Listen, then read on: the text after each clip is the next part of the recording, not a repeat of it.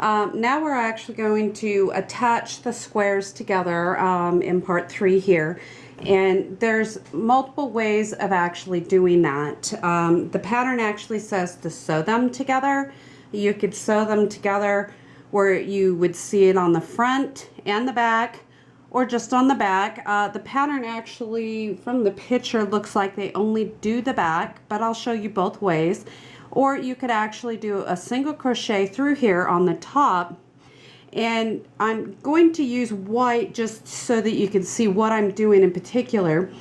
Or if you want to do the single crochet to add a little more texture and pop, you could do an alternating color, or you could actually use the colors so that it blends in well. So first I'm going to make a slip knot. I'm going to make a slip knot here so that I have something to work with on the needle. And then on the other end, whoops, okay, the other end here, I'm going to actually thread my needle. I twist it a little bit tight so it'll get in the hole. I mean, who really likes threading a needle? It's always fun. Okay, now I'm going to actually join these. I'm going to fold it over with the right sides facing each other, and then we'll work into this corner space here.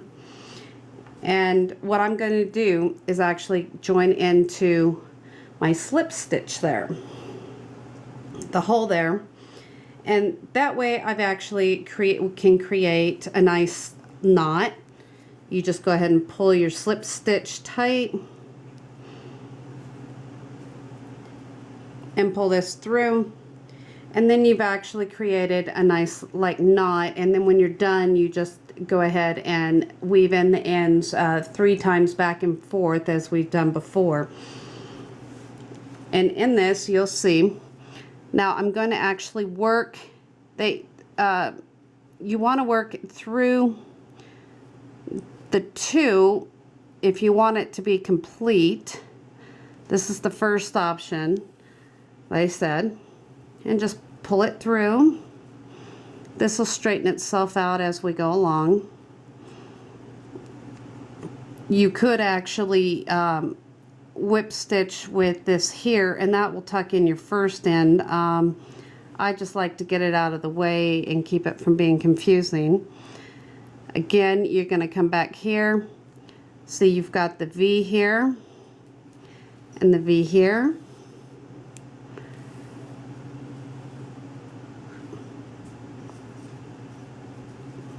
And I believe this is called a whip stitch. Most of my patterns, I don't use this stitch to join them together. I usually prefer to do a single crochet. It just really depends on the pattern and the preference. And again, through the 2. And if you're doing this in the same color, it should mostly hide it. And as you could see, you could actually see the stitch here on the front end as well. If you're using the blue, it should hide in fairly well, and it'll be joined like that. I'll go ahead and do a few more examples of the next round. The next kind, where you've got your V here, you only want to go through the front loop, which is going to be on the back of the square, and then the outer loops here, so you only go through 2. And this definitely gives a little different texture. We were just in that one. Okay, so you want to go on the outer loop of your V. See the V there? So we're on the outer loop. And again, the V on this side, you want to go on the outer loop.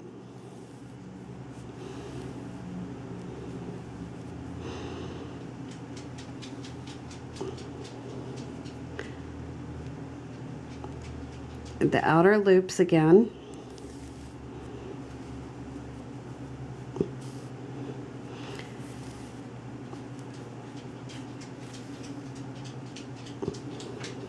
And this is actually a little bit tighter when you do it this way. And you can see when you put it together, it actually, you'll have like a ridge here, but it won't be showing the thread through this way. So it actually gives it a little different texture if you do it that way.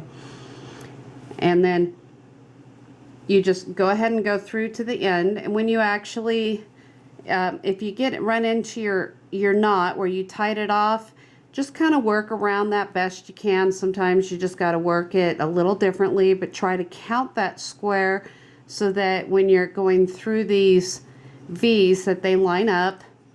And on the end here, you could kind of fake it or make it up if you need to.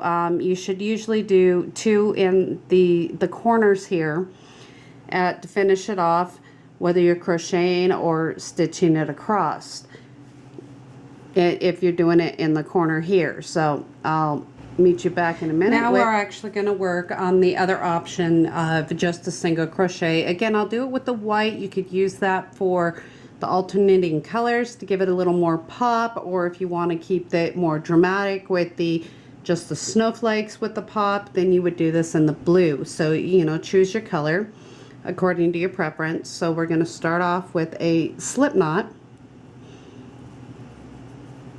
and then put it on the hook. And just like we've been joining together on the new round or whatnot, so we'll actually go through. I'm sorry, this time we'll actually have the wrong sides together. And again, you could do this through all of it, or you could do it just through, you could do this through both rounds, or you could do it just on the top. It should hold together well enough either way. It just depends on the look, if you're using the blending color or not. If you're using just a white, a contrasting color, I would suggest actually going ahead and using a different color. So you go ahead, put it in the hole here, pull it up, slip stitch in, and then we could tuck the tail in later as we've been doing otherwise. And you go ahead and go through and pull it up and go through. The first stitch is going to be a little more awkward here. You see, keeping that tight. So you go in, pull up, and through 2, and that would be your single crochet. I got it too tight. Okay, single crochet. Then you're actually going to work into your V's.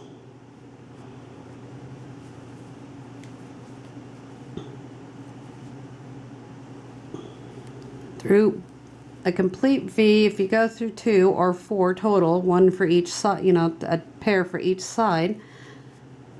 And that usually gives a nice joining edge. Again, it comes down to what kind of effect you want on the back side as well. Go through 2.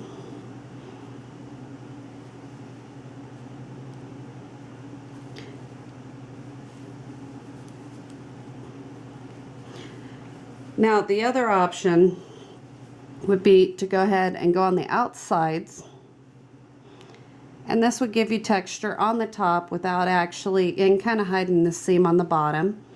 But you do the same thing as single crochet, go through your V's on the outer sides. Just only grab 1 from each side, square, so the outer sides of the square here. And pull up.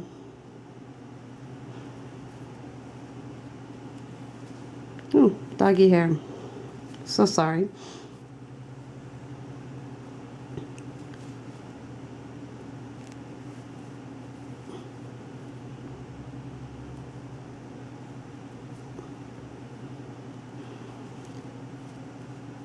And so if you do it that way,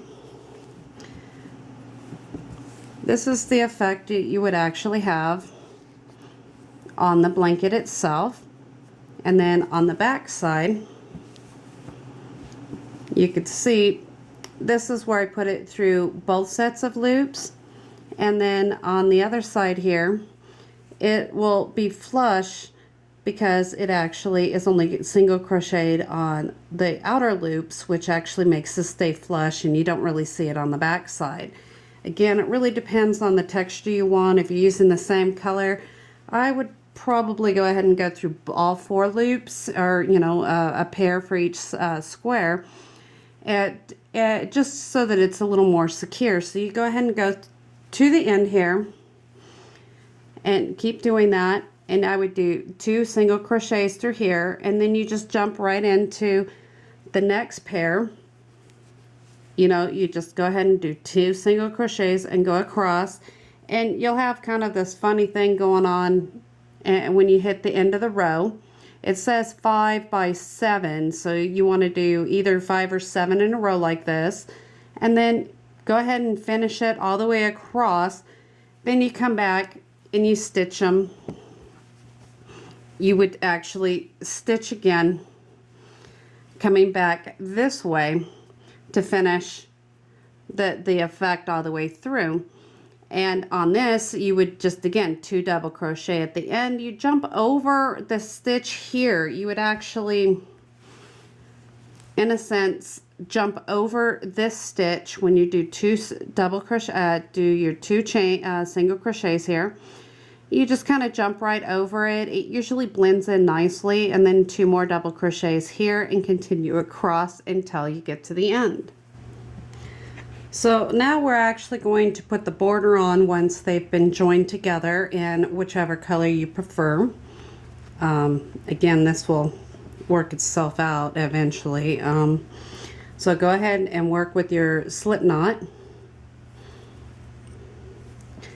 And it says to join in any double crochet that you want. I'm going to actually go ahead and start back here just to show you what to do at these junctions as well. So you join it with the slip knot, slip stitch rather. And so go ahead and pull it through, slip stitch, chain 3, and this is going to count as your first double crochet. So you just double crochet across in each of these double crochets.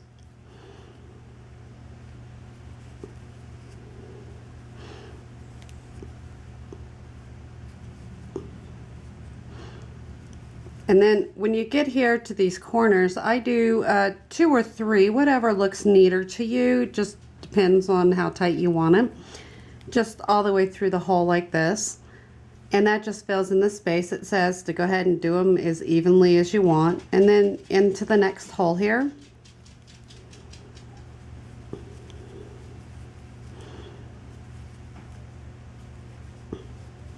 And maybe I should have done 3, you know, just whatever fills it in nicely depending on your yarn. Not every size 4 yarn is the same size, ironically. But then go ahead and just continue across till you get to the actual corner of your joined up stitch squares here.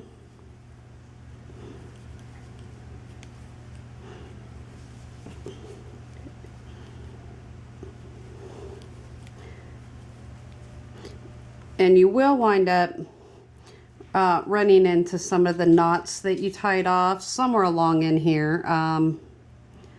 Yeah, this one's it. And you just go ahead and go underneath a little bit if you need to, or whatever it means to actually join it and make sure that it stays consistent. That's actually a little more important, to make sure you line them up when you're joining them, but on the border you've got a little more play on that.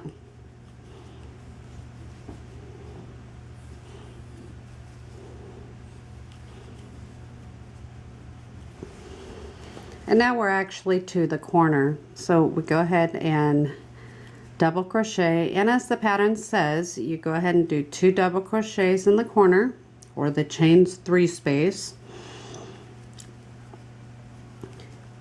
And then you want to actually chain 3 in order to maintain that corner.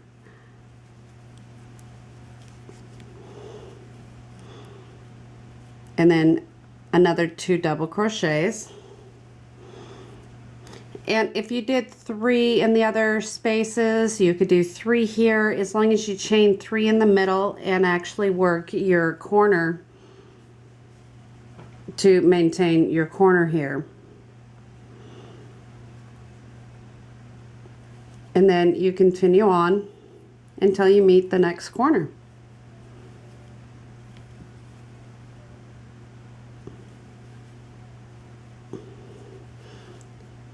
And you finish it around, and that's basically the look that you should have. I'm noticing there's not a lot of contrast there. Let me see. Your finished edges. And again, you could just see how it works and you know, play with it as you need be. If you're joining the white here, you might want to try to add in an extra crochet, double crochet into this work here somehow to help pull it together if you want. Or again, the white is thinner than the blue, even though they're supposedly the same size. So whatever looks good to you, go with it. Use your creative license. Thank you.